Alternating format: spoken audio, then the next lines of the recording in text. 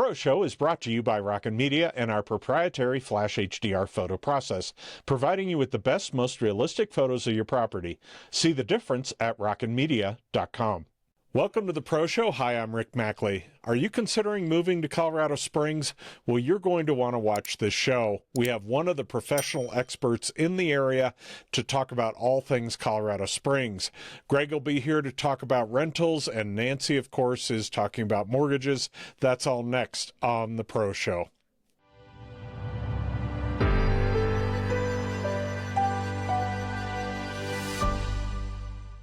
Joining me today is Camellia Coray from Coldwell Banker in Colorado Springs. Hi, Camellia. Hi, Rick. How are you today? I'm doing great. It's awesome to have you on. Camellia is one of the top agents down in that area, so it's great. She's going to kind of give us a great perspective on all things Colorado Springs. But before that, I'd love to talk to Camellia get a little bit about what her background is. Where'd you grow up? How'd you get to Colorado? All that good stuff. Great. All right. Yeah. So where'd you grow up? All right. Well, Rick, that's kind of a loaded question because I was born in Key West, Florida. Okay. But my parents moved back to Kansas, and I grew up really in Kansas and Oklahoma most of my upbringing. Okay. And how'd you get to Colorado, and when was that? Okay, good question. So I was in high school and I was in Utah living with my aunt and uncle, and I was in my senior year of high school. Met my husband, and we've been married 41 years, and gosh, back in 98, we relocated here just because we could. We brought our business here to Colorado, and we thought if we could live anywhere, why not Colorado? So we relocated the business, moved down to Pagosa Springs first for 8 years, and then up to the Colorado Springs market in 2005. Well, that's awesome. And when did you get into real estate, or what did you do before real estate, or this has been your whole career? Okay, well, that's another really great question. So in 2005, when we moved to Colorado Springs, most of my children were either out of the house or just in their final years of schooling and getting ready to head out. But I spent the first 20 years or so of our marriage homeschooling 5 children. Wow. And was very deep into the educational system, educational world from the homeschooling perspective, mentored a lot of moms, and we had a homeschool support group and a co-op school. So that was really my life for 20 years. I invested it into my family and my children.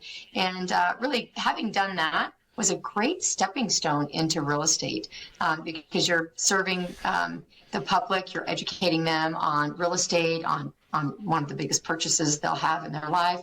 In homeschooling, you have to be very organized, very self-disciplined, very self-governed, very organized. So I had a lot of systems and processes, checklists in homeschooling that served me very, very well.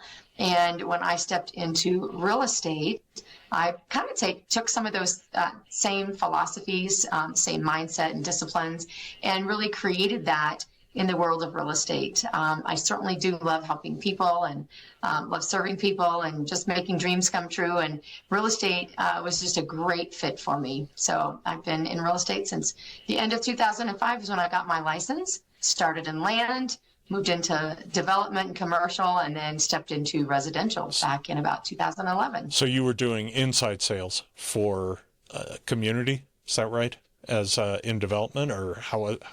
No, I was a land specialist, actually. Okay. Did mountain property, ranches, helped developers as they were developing out land, selling their lots. And then, of course, I got connected with custom builders. Okay. And then worked for about 12 years exclusively with one custom builder, and sold residential resale homes on the luxury end as well before starting my team, and had my team since about 15 or 16, I think is about the time I started a team. And I've had a team, love my team. Couldn't real estate right now without a team. But yeah, that's a little bit of my journey, how I got here and what I did beforehand. How many people on your team? There are 8 on our team right now. That's a big team for Colorado. In California, they have 20-person teams, which is like insane. Is that right? Yeah. I consider might considered a small team. It's not super big, and we are a growing team actually. So we are looking for great agents that really appreciate a team, want the accountability, the support. A team approach to real estate is very different than an individual approach to real estate, and I've done both. And for me personally, I love the team approach. I love the support that it offers and just what you can do together. It's kind of like better together. And so I'm committed to having a great team, but we are growing. We have 5 active licensed agents on the team. And so we'll probably double that here in the next year or so. Yeah, with a lot of support, which is great. Right. Yeah, they're awesome. Your team's awesome.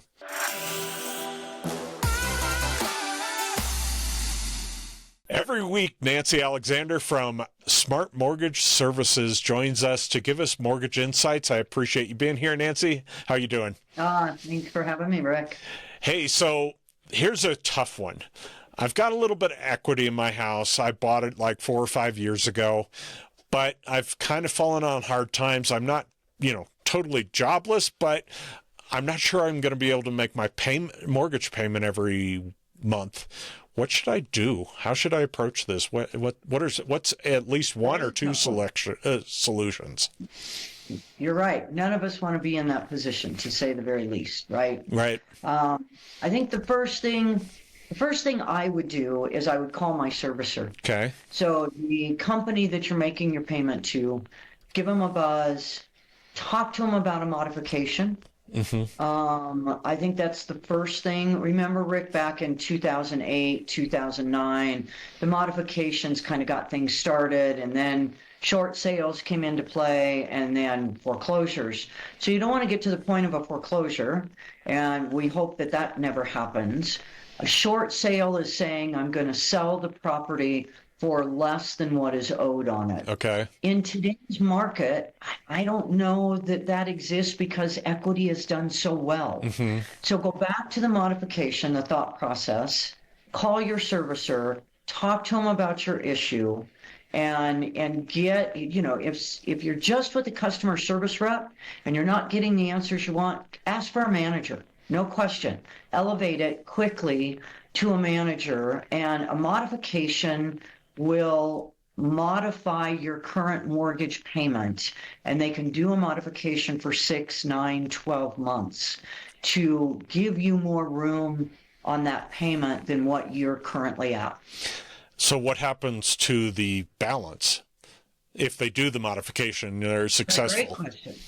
That's a great question. So the differential between payment A and the payment they give you in the modification gets tacked on to the back of the loan. Okay, so it just reduces your equity in essence, correct? In the short term. It does. I don't know that it reduces your equity as much as what it lengthens than your mortgage. Okay. Really more than what because equity is equity. Equity is whatever the market's going to pay versus what you owe, right? Mm-hmm. So I think it's more that it's extending it, saying, I can't pay right now. The thought process is I can pay later once I can get my feet back underneath me. However, most likely, and obviously every situation's different, you probably still need to be employed, even to get that mortgage modification. Okay. You do, without a doubt, you do. So, and you guys, whoever you did the loan with, if you like your loan officer, by all means, call your loan officer. Okay. Talk with them through strategies to see if there is something that can be done as far as a refinance versus that modification. I mean, get the wheels turning now, rather than sticking your head in the sand for 60, 90 days and saying, oh, now where am I? And what do I have to do? And it's actually 90 days before they'll even talk to you about a short sale, right? It is. It's 90 days, and it's a tough one, you guys, because if you're looking at doing a short sale, they want you to not make a payment for 90 days, which really screws your credit. Mm-hmm. So you don't, that's not the direction you want to go. Start with talk to your loan officer, start with a modification, talk with your servicer, and see where that takes you. Gosh, if I can help, reach out, by all means, I'll walk and talk you through it. It's never a great situation, but it happens to a lot of people because we all run into circumstances. And of course, when you buy a house, you never plan on it, but life happens. And so I guess the moral of the story is get on it right away. Don't wait. You have more options if you start right away, and don't miss a payment, because as soon as you miss that payment, right, doesn't that start to hurt your ability to make a modification? It does. It does. Then you're going downhill on a fast sled, and you want to slow that sled down, start early. If you think you've got issues, get going on it. Yeah. Okay. Well, great. Obviously, we hope you're not in that situation, but as Nancy said, you can reach out to her with this, or if you're looking for other mortgage advice, she's a great one to reach out to. You can reach her at the number on the screen. And as always, Nancy, it's great having you on, and we appreciate you being on the show, and look forward to seeing you again next week. Since Camellia is down in Colorado Springs, we thought we would look at the 24 versus 23 year-end stats, even though we're toward the end of January, early February, to get an idea of what the market's done year over year. So the sales inventory growth has gone up 38% from 24 to 23, and that would be like 2,500 listings in December 24 to 1,813 in December of 23. The days on the market are up 22%, which isn't a big number. It's gone from 59 in December of 23 to 72. And the median listing price is down 2.4% from 490 in December 23 to December 24. It's now at 477,806, and of course this was about a month ago. And the new listing count is up 10.2% from 584 to 644. So Camellia, what are you seeing year over year? And also, obviously, we're now into January. How is it looking relative to even end of year? Yes, well, typically January can be a slower month coming out of the holidays and people kind of getting settled back in. We generally see a lot of the spring buyers showing up in February. What we're seeing right now are a lot of sellers that are really chomping at the bit, ready to get their houses on the market for that spring season. So we have a lot of sellers calling saying, hey, I'll be ready in the next 30 days. Believe it or not, the buyers that are out shopping, I'm not sure why, but from literally January 1st till Friday of last week, we have buyers that are all of a sudden just like, we're ready to start shopping. Some of them aren't quite ready to buy, but they're ready to start shopping. Our phones are ringing a little sooner this year than normal, I would say, than an average year. And that's okay. We do not mind that. Last year, this time, the phones rang early. We had a lot of activity early, January and February, and then it kind of slowed up in April, which was a little bit of a surprise.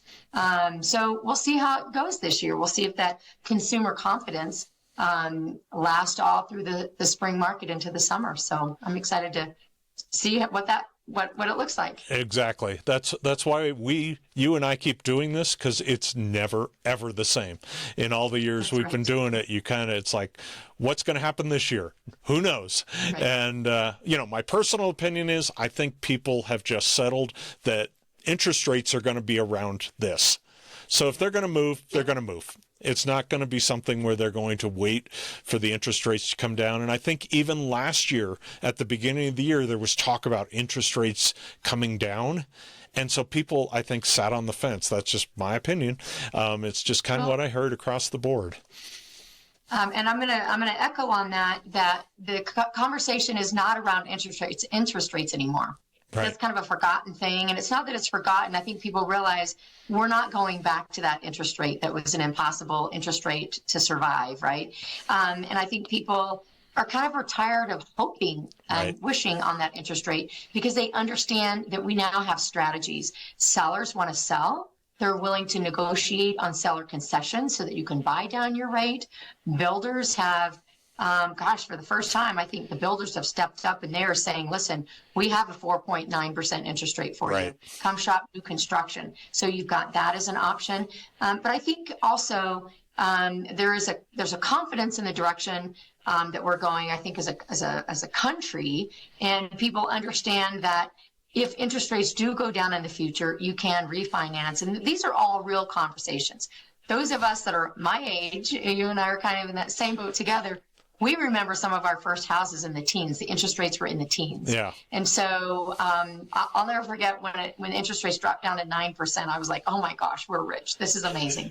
But yeah, to have seen them at 17% in my early shopping young years, yes, when I was first married, to now, interest rates do not bother me. It was just I think it was a perception thing that we've gotten over. Conversations are completely different now. We are not talking about the interest rates. I mean, from a normal perspective, like, hey, interest rates do affect your monthly payments. But yeah, no one's hanging their hat on interest rates are coming down. So we've moved on. We're talking real estate. We're talking lifestyle. We're talking about what buyers and sellers need for the next season of their life. And so we're kind of back into the game without that handicap. Well, and I'm personally happy we're not at 3% because we were all locked in our homes. So, you know, if we have to go back into our homes just to get a 3%, no thanks. I'll stick with where we're at. But I agree. But it's a better opportunity for buyers right now, correct? Than it has been for the last few years. Yes. Yep. Agree. And if I were a buyer, I'd be shopping right now. And I love the buyers that are out right now. I love the deals that they can get. They can get houses for less than list price a lot of the time. Not every time, but they can also ask for the seller concession. So it is a great time right now to be a buyer. And lenders have some creative options out there as well, depending on each person's situation and circumstance. So a lot of creativity and strategies being built around each individual buyer and or seller situation these days. Well, I think we should get our buyers educated on Colorado Springs. What do you say? I think that's a great idea.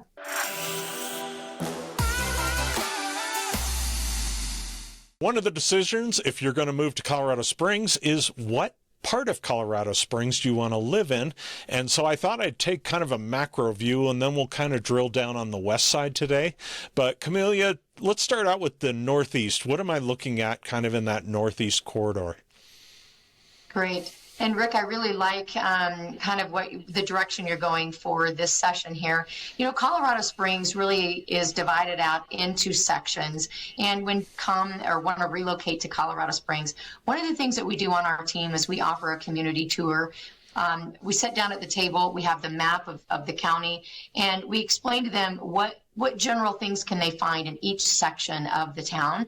Then we put them in a car and we drive them around and give them a good idea of the communities. So the northeast section of town or of the county is really the Black Forest area. That's where you can find trees, you can find some acreage. Mm-hmm. You've got trees and views in that northeast section. So it's kind of a fun place when people want to say, you know, they kind of want the country a little bit. So sure.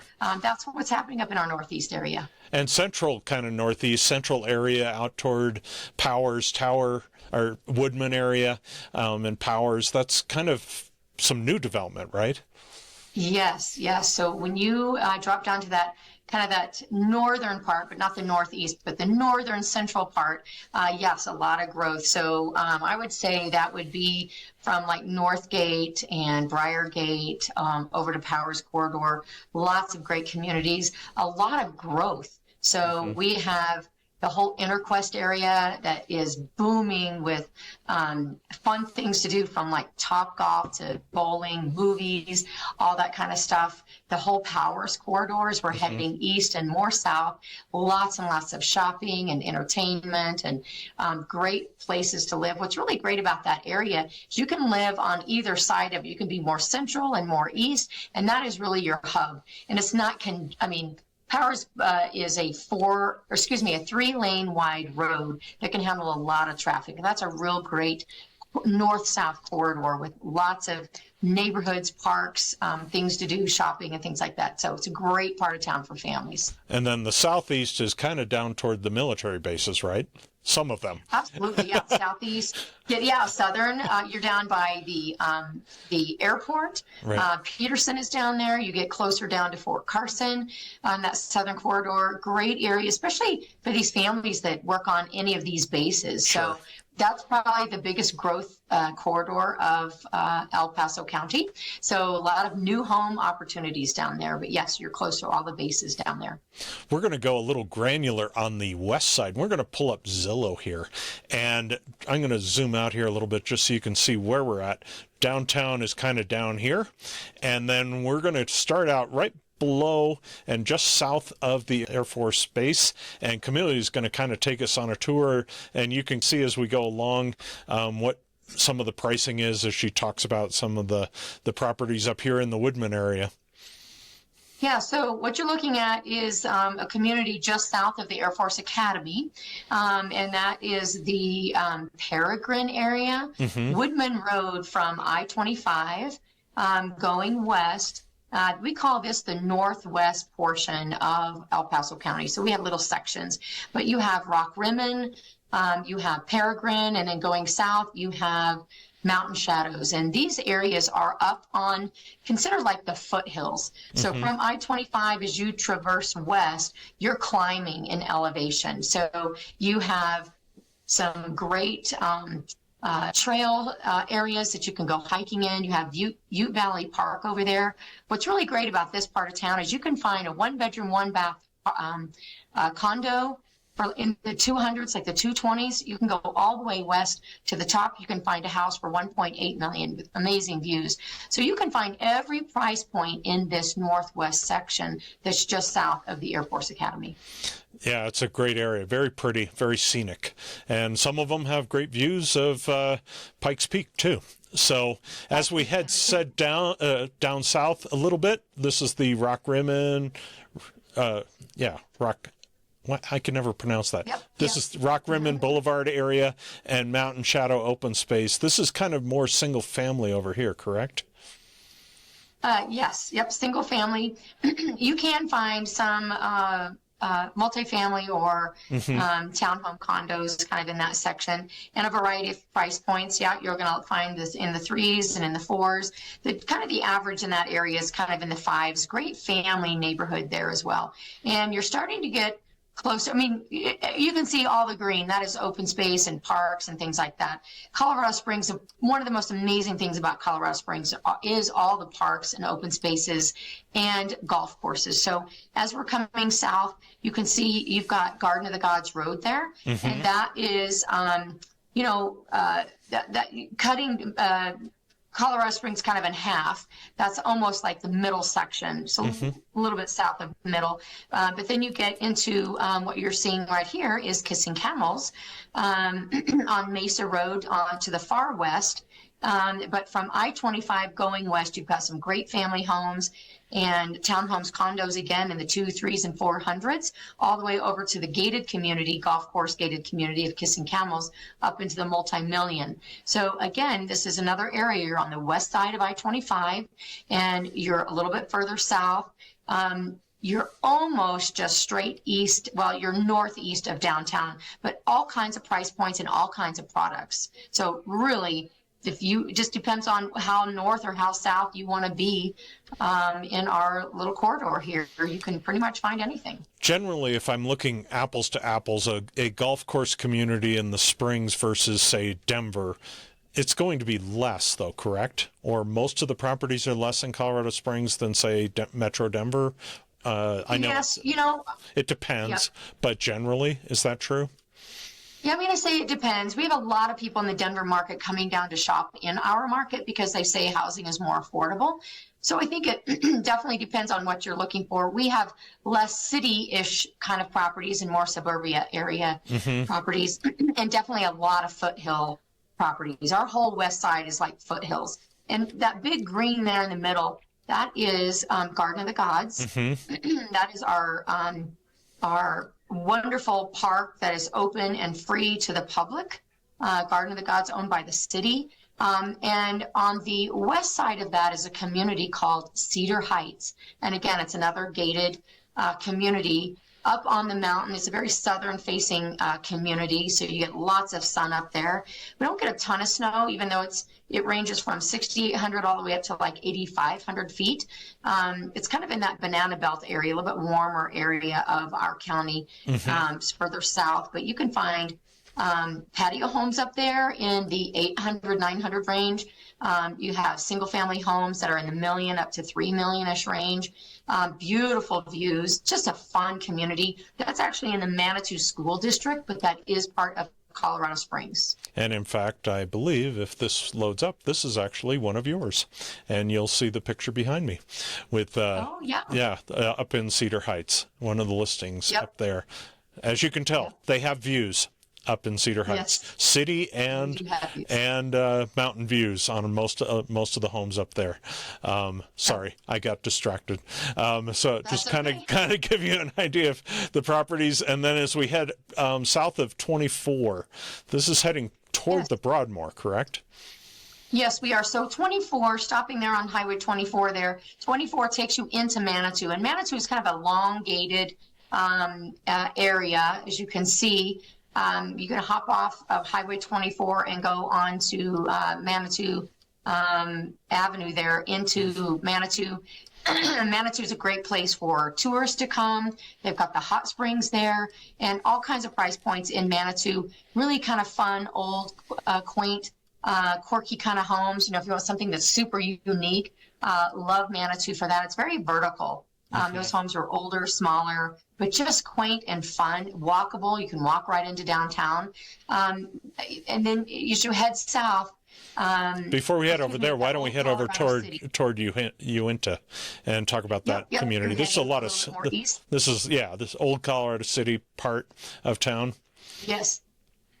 What I love about old Colorado City is you have the homes that were built, in the early, like 1904, 1890s, 1904, 1920s. They're really super cute, Victorian-ishy. A lot of them have been redone. Others are still very historic looking. They've been well maintained. Super fun part of town.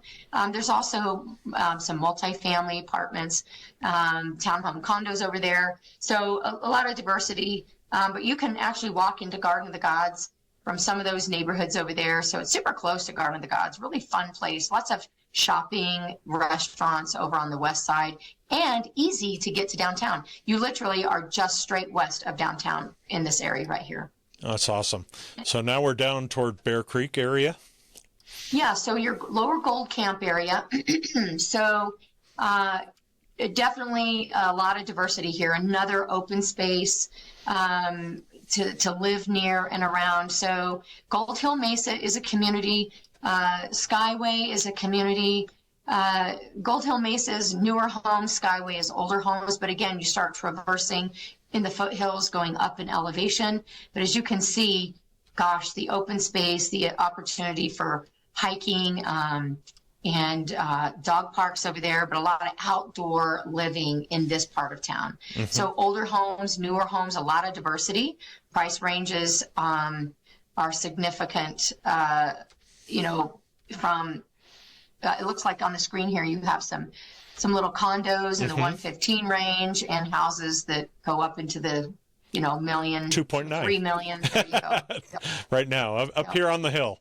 Right. Yep. The higher up on the hill you go, the more money you'll spend. Yeah. For sure. But what I love about Colorado Springs is all the open space and trails. It seems like every community is really focused on that. So even though you have density like here, you zoom out and now you've got this big open space with lakes and trails. It's really, I love Colorado Springs. It's a great area. Absolutely. You do not have to go far to get to open space, parks, and trails. That has always been built into the development of Colorado Springs, even the new stuff out east. So, but as you get further south, you're getting down to the Broadmoor, and you've got the old Broadmoor, the new Broadmoor. What's really great about the whole Broadmoor area is you can still find, the 1 and 2 bedroom condo townhomes. You can live in a community that's, self, managed and maintained. You can have single family homes. The growth of the South End especially in the old Broadmoor area, there's not any more land to develop. So what we're kind of seeing in some of those older homes on big lots or, lots that have really great views, we're starting to see some of these homes are being purchased and torn down and new homes being built. We're kind of starting to see that. That's kind of the next iteration of that part of town in the south, near the Broadmoor area, the old Broadmoor area. We're kind of starting to see, well, there's no more land to develop. So we're seeing those old homes get turned into something new. It's kind of cool. And of course, the price range is appropriate for the Broadmoor area. Yep. Yes, it gets a little bit more expensive over there. You're probably averaged $1.2 million-ish, but you can still find some homes in the 700 range going up. Yeah. On the west side. Yep. And Broadmoor Bluffs, is that still considered Broadmoor?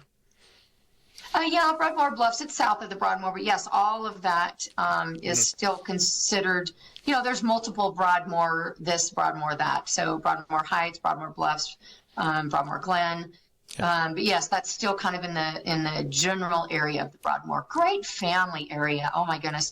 Definitely on the foothills. There's a lot of trees down there. You've got those ponderosas and great city views from down there as well. You're getting closer to Fort Carson. But yeah, and then, you're south of downtown, but downtown is super easy to get to. Yeah, it's very convenient. Pop on 115 or I-25 and you're into downtown. It's a much more compact. It appears to feel like it's more compact than what we have like in the Denver Metro that just seems to go on forever and ever. And it's spread out quite a bit if you include Monument in that, but it's a lot nicer now to just have the if you're living in the Springs, you can get pretty much anywhere in like half hour max, is my experience. Yes. I used to tell everybody you could get anywhere in 25 minutes, but if you're traversing northwest to southeast, it's 45 minutes. You can get anywhere in 45 minutes now. Yeah, exactly. Yeah, if you're going all the way up. And of course, It's grown a lot. Well, we will have to have you back to talk about the east side, and we'll go into details. Even though you kind of went into it, we can look at some of those in more details on a future episode. How about that? That sounds great, Rick. Thanks.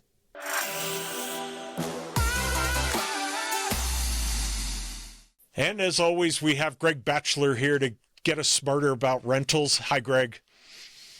Rick, how are you? I'm doing well. And you? I'm doing well, thank you. Good. So we are talking about if I'm looking to buy a property for a rental. And this week we're talking about price and how important that is. It seems like it'd be pretty important. Oh, it is so important, Rick. There are only so many levers that you can pull. As we talked about in our segment last week, you really have a couple things. You have location, which obviously you really can't change. You have condition, which we'll talk about, and then you have price. And so price is really the lever that you can change. Now, make no mistakes about it. The rental market has been on a complete rocket ship growth the last decade plus. Ever since we got out of the last economic recession in 2012 or 2013, it's been a rocket ship until about 2 years ago. Then all of a sudden the rocket started losing some fuel out of the rocket, and all of a sudden we saw rents flatline, and then we have now seen them go down. And so the price piece is very, very important. So landlords were brilliant during that 10 or 12 year period. You would simply raise your rents because that's what market conditions were doing. But in this scenario, like right now, landlords are having to drop their rent because there's an overabundance of supply, no place to go but prices to go down. So if what you paid for the property is too high, that can obviously squeeze margins, right?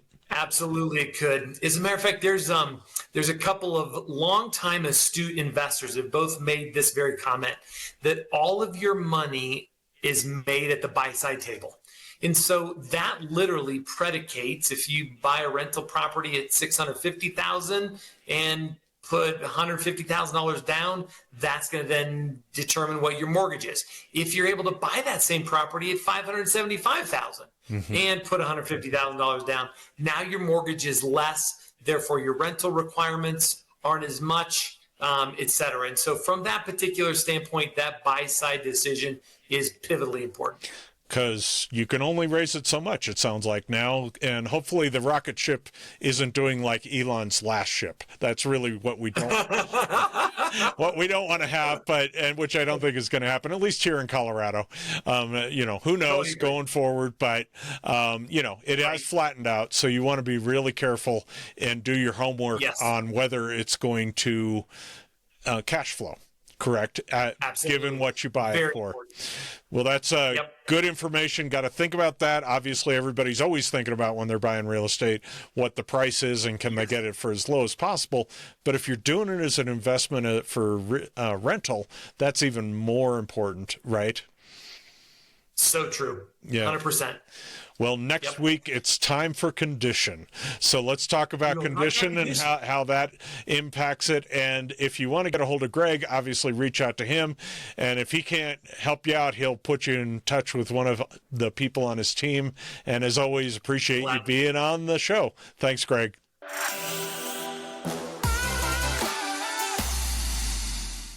When you're talking staging, it's important to think that you also need to stage rec rooms. And of course, we're coming up on Super Bowls pretty soon. So it's a place a lot of people hang out. And of course, we're in cold weather time too. So Camellia is going to give us some tips on staging a rec room. So what's your top tip?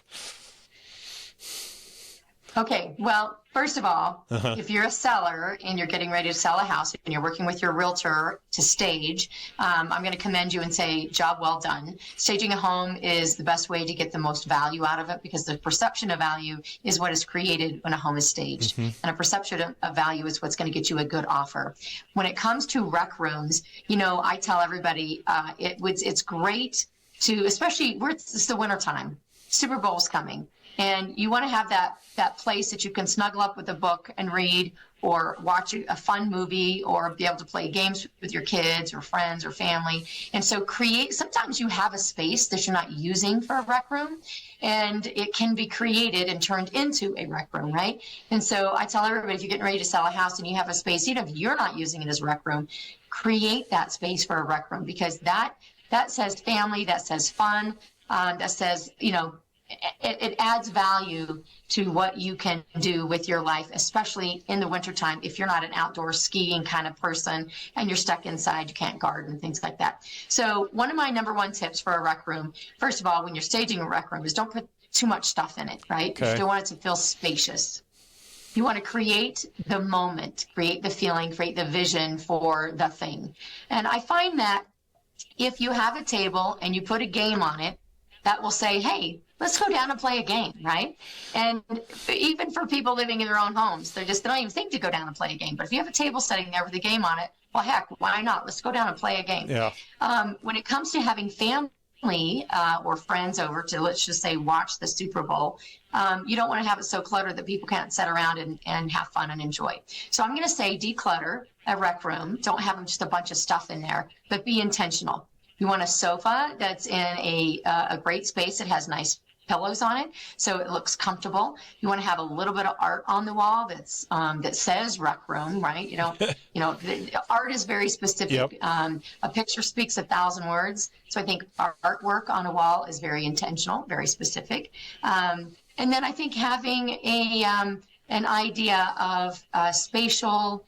From a perspective of size, don't get too big of a table, don't have too small of a table, just have that kind of stuff out. And then you're going to eat when you're downstairs playing games. So have a place where you can have some glasses out with whether it's wine or Coke or popcorn. Mm-hmm. So have a place that be set up to where, look, we're playing a game here, but over here's where we're going to have our food and our drinks. So those are kind of some ideas when you're thinking about setting up your rec room, staging your rec room for a showing and photos and people coming in. You're actually creating the moment. Oh, we can watch the game over here. Look how cozy this couch is. Oh, we can play a game over here, and this is where we'll have our food. So you're actually creating that experience. And who doesn't want I think the idea of having guests over and having a party is more of a reality than actually doing it. But it doesn't matter if they do it. You want to create the moment in their head. So it draws them to that to that experience. So. And you can always use it as an excuse to buy that bigger flat screen TV and then take it with you. Make sure it's included as one thing that isn't staying, but, you can say, we got to get the new TV because Camellia thinks that'll really save Rec Room. And even if Camellia didn't say that. But anyway, but yeah, do you encourage, if I don't have a separate space, say for a home theater, in combining those rooms, and are they staged differently? So that's a really great question, Rick. So most houses are not big enough to have that separate theater room. And that is okay, because even the newer houses that people are building, these custom homes that people are building, they want to keep the square footage smaller. Right. But they still want to have a movie room, a place where they're going to watch the big game or a movie or whatever. So we're seeing a lot of combined spaces. So we're seeing a rec room that is as a combination, like this is the theater room. This is where we're going to watch the Super Bowl. And so, yes, and even in my own house, it's like we don't necessarily watch TV at my house, but we do have something on the wall so that if we do watch TV, if the grandkids come over or whatever, there's a place to have a theater set up. Right. But the whole rec room does not have to be just a rec room or just a theater room. That combined space is exactly, it was a good point that you're making. It's exactly what we're seeing in houses today. And Rick tip, this monitor behind me is called The Frame. It's a Samsung frame, and it can turn into artwork when you're not watching TV. So it really kind of classes up the joint, and you can get them up to 65, 70 inches. So, it's another thing. I'm not saying you should go out and buy it just to sell your house, but, maybe if you're thinking about it, might spruce it up as well. Most people think rec room, they think pool tables. Well, I'm not going to go out and buy a pool table just to sell my house, but maybe a ping pong table, table tennis, something like that, or just a game table. Yep. And I think the space is going to tell you what you can put in there. Some of the things that you don't have to do to buy is I would make sure that you have light colored walls, because you don't want to go down to a basement, even a rec room, and be dark and dingy. So I would really consider what kind of paint is on your wall to make it feel fresh. Basements, which is where most rec rooms are, so lower level or basement. I use those words interchangeably. I like lower level better. Sure. But basements are that room where you can't leave and you have the small little windows, right? It's like a hole in the ground. Right. So whether it's a lower level or it's a basement, walkout or not, I think paint matters, that number one, and lighting matters. So if you don't have ceiling lights, get yourself some lamps, some floor lamps, table lamps. If you do have ceiling lights, make sure that you have bright bulbs. Don't do daylight, but do bright bulbs. That matters. Makes all the difference in the world, and that will matter when someone is leaving the main level, going down to that lower level. If they go down to the lower level and it feels like a dungeon, it's like, it's that leftover space, it's the forgotten space, it sometimes can kill the deal. I've had many, many buyers love the main level and just really are depressed when they go to the lower level, and they pass on the house. Yeah. So if you have a lower level and it's not set up like a rec room or a game room or whatever, definitely spend a little bit of time painting, lighting, positioning your furniture. And I would say I wouldn't necessarily go out unless you're going to use it for your next house and buy a ping pong table or foosball table or anything like that. But I'd certainly have a game table. If you have space and would want to add that into your repertoire, certainly go get something that's game related. But your space will give you that idea. A lot of times we'll have a very large lower level and it's just a big open room. Sure. So we'll take one corner, set up maybe a little workout station. Somewhere else we'll put a table with some game stuff on it. We'll position some furniture in front of the fireplace or a wall. So that's where you'd watch TV. So it doesn't have to be fancy. You're just placing things for that idea, making it feel comfortable, making it feel bright. So those are just a few things. Well, we also talk about, it's not really staging, but it's kind of completing the picture. We talk about, cookies upstairs, maybe popcorn down in the rec room when you have showings, kind of get that feeling of, there's going to be a game or we're going to watch a movie down here. And speaking as somebody who deals in video all day long, basements can be the best place for a theater because you don't have that outside light that you're constantly having to block off with curtains. So it's a great place. You can set it up as a theater and you can have that mood lighting. So you don't have to have a ton of lighting, but you just set the mood as a theater. Have you ever done that as well? Yes. So when we do have theater kind of spaces, Sure. we do set that up. Mood light. We always have a TV on, or excuse me, a movie on. So if you have a theater space, and that is a feature, that is a highlight of your lower level, absolutely. If you're going to have a showing, for all showings, I would pick a fun movie, something that's not offensive to anybody, but that's kind of intriguing and has great sound. But I would turn it on, have the mood lighting set. And what's interesting is in some of our listings, some of our showings, when we have a second showing, like somebody came the first time and they really like it and they're going to come back, we will actually have popcorn or snacks or fruit or wine. So we want the experience to be real. Yeah. So sometimes we'll actually do that. But yes, that's exactly what I would do. I'd have that popcorn going, have that movie.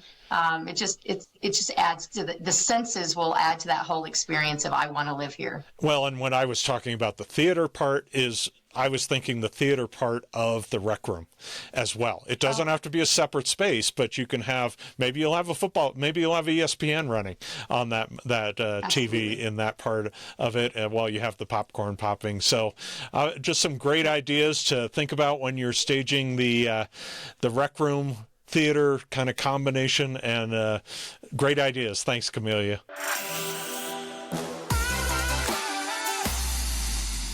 One of my favorite sections of the program is called 10 Favorites, and today is Camelia's 10 Favorites, where we find out a little bit more about what makes her tick. And we're going to start with your favorite food, and it could be multiples. Okay.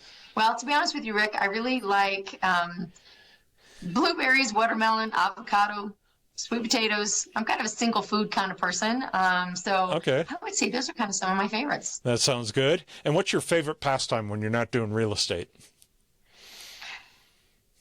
I'm going to have to say riding my bike with my husband. I love road biking, and that's a passion that started in my mid-40s. So that's one of my favorite. Okay. And your favorite type of music or band? Okay, so favorite kind of music would be film scores. I love film scores. I love the music that was written for movies. So I have a station, Okay. all film score movies, and I love the 70s and the 80s music. Old film scores or new, or it doesn't matter? Doesn't matter. If you ever just start listening to film scores, it's like, something crazy is going on or something romantic is going on. And I just love what it does in my head. Even if I don't even know what movie it's attached to, there's just a lot of life in those kind of, that kind of music that was written. So I love it. Cool. What's your favorite place to visit in Colorado? I'm going to say I love visiting all the ski resorts. Okay. So it's not one place, but it's kind of like all the ski resorts. That's kind of some of my favorite places. They're fun. How about in the Yes. world? Favorite place to visit in the world? Okay, so I would have to have been a world traveler to honestly answer that. Okay. I have not traveled too many places in the world, but I will say I went to New York one time with my youngest daughter. It's been a while, but I think that was the most impactful place I have ever been, and I think every American should go to New York. It was the most profound feeling being there. So A lot of energy. that sounds kind of boring. A lot of but energy. New York was amazing. How about your favorite restaurant? That could be local, or you could choose one locally, just so if somebody's going, oh, where's a great place to eat in Colorado Springs, and then maybe in the country if you got one in Kansas. Sure. So I'm going to say two restaurants. Okay. So there's one in Castle Rock. It's a Mexican restaurant called La Loma. And I love that. It's a Mexican restaurant that you can get a diversity of types of food. But the service is amazing. Mm-hmm. The architecture of the building is unbelievable. But the views, holy cow. It is one of the finest places to dine, and it's really close to home. It's in Castle Rock. My other favorite is a locally owned restaurant in Old Downtown Monument. And it's called the Black Forest Deli and Cafe. Mm-hmm. They make their own burgers, sandwiches. It's family owned. They have their own recipes. I think you could never find a better burger or sandwich anywhere in the state. See, that question. It's probably I take all my clients there, and one sandwich feeds two people. They serve you a lot of food. So those are my two favorites. This is my selfish question. That's why I always ask it, because I'm always looking for good places to eat. What's your favorite time of the year? Oh, that's not a fair question because I can turn lemons into lemonade. So I love all the seasons, but I will have to say, You have to pick one on this one. okay, springtime is super short in Colorado. So I'm going to have to say fall is probably my favorite. Yeah, So it's so pretty, especially down in Colorado Springs and up on the foothills. What's your favorite smell? My favorite smell is the smell of baking bread. Yes. And what's your favorite childhood memory? Well, this one is special because it's a dream come true experience. But when I was a little girl, we took a trip from Kansas to California, and on the way home came through Colorado. And I think we stopped and stayed in Colorado somewhere, but as we were leaving Colorado, back in the day, we didn't wear seatbelts. I don't even know if we had seatbelts, but I was laying in the floorboard of the car as we were leaving, and I could see the mountains out the window. And I remember I can see myself in that car today, exactly as it was, and I can see the mountains. And I remember telling myself, and I was 6 years old, I was very little, but I remember telling myself, as I was seeing those mountains leaving in the distance, one day when I grow up, I want to live here. And I was 6 years old, and I moved to Colorado in '98, and it's a dream come true. But that is probably one of my favorite memories because I'm a Colorado girl. It took me a while to get here, but that's probably one of my favorite memories. And what is your favorite part about what you do? My favorite part about what I do, I love being in service to people, and people come to me with a dream, a hope, a problem, and being able to meet them where they're at, solve that problem, make a dream come true for them. I love being in service to people, and I love seeing that smile on their face or that hug at the closing table, just knowing that I made a difference in someone's life.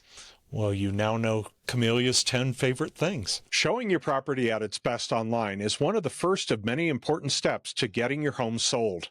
At Rockin' Media, we provide you with the best quality photos taken by staff photographers, not contractors, who process your photos individually. We use our proprietary Flash HDR process, which combines the natural look of HDR with the color accuracy of Flash, along with properly exposed windows. Rockin' Media's HDR process is clearly exceptional. Find out more and schedule online at rockinmedia.com.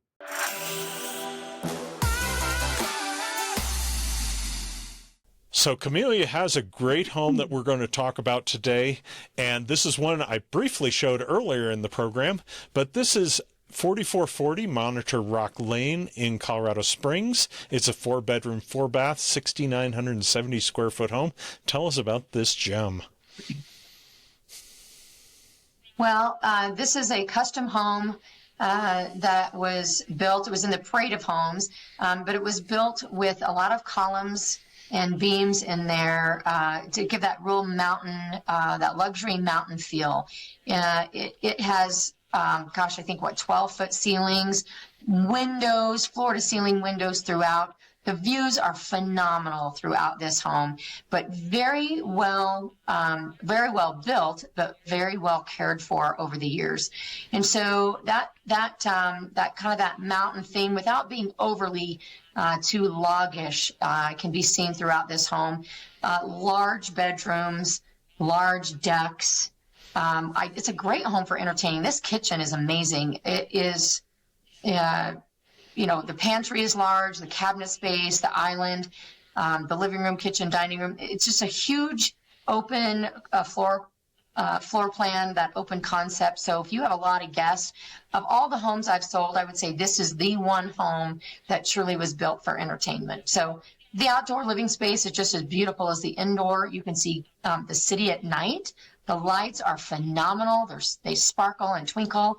You can see the lights from the bedroom, from the dining room, from the living room, and from the soaking tub. Bathroom right here in the primary. Yep, soaking tub, shower, double sink. You've got a place for your heated towels. You've got a deck that comes off that primary bedroom as well. And this is your office. You can see the mountain views from the office, built-ins, very large. It's actually large enough for 2 decks.